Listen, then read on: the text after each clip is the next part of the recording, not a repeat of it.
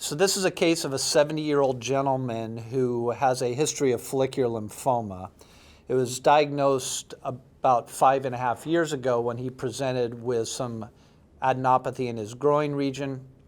He has a history of hypertension, but no other significant comorbidities.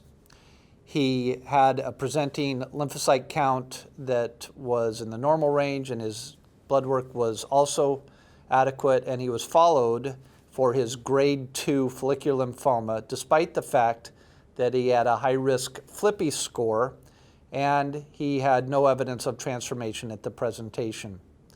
There were no indications for treatment, and so again, he was followed for about 5.5 years, but disease grew, and in fact, he presented at that time with an 8.5 centimeter mass in his abdomen and was treated with bendamustine and rituximab. At that time of the progression of his disease, his neutrophil count was about 1,200.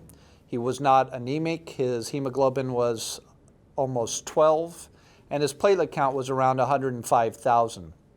Again, he had grade 2 follicular lymphoma with a high-risk Flippy score, but again, without any evidence of transformation. As I said, he received bendamustine and rituximab. He received a full 6 cycles of therapy and achieved a partial remission that was durable for about 20 months.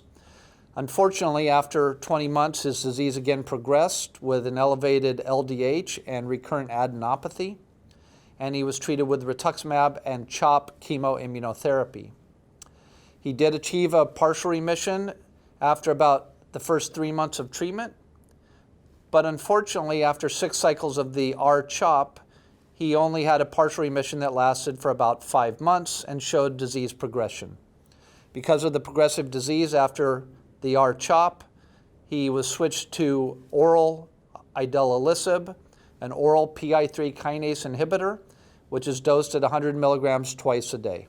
Given the fact that this patient had a very large mass in his abdomen or retroperitoneum of about 8.5 centimeters, if he had significant symptoms related to that problem and there was concern about getting control of disease because of symptoms, I think radiotherapy could have been a reasonable option for control of that. However, there's significant comorbidities that go along with radiation to the abdomen, and so it's probably not someone's first choice of how they will approach this patient. Moreover, he had widespread disease at the time of relapse. So radiotherapy is usually reserved for patients who have very localized disease and where in fact it's going to be very well tolerated and likely not have specific problems related to the treatment. In general, however, with relapsed follicular lymphoma, it's a systemic disease and it requires largely systemic therapy. So this patient unfortunately has relatively aggressive disease, and we know that by the clinical picture. This patient relapsed within 2 years of getting frontline bendamustine and rituximab.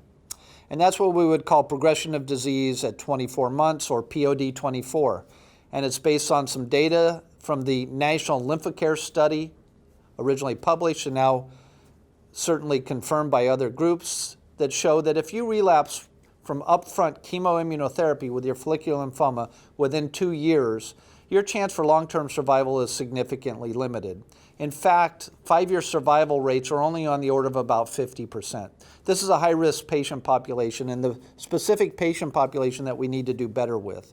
And I might even point out this is an exact example of where patients don't do well after failing upfront chemoimmunotherapy, in this case bendamustine or rituximab, where you go to some other chemotherapy regimen, and in this case it was R-CHOP, and it didn't do very much. So the idea of switching therapies and moving on to something like idelalisib with a different mechanism of action of cell killing certainly has significant rationale.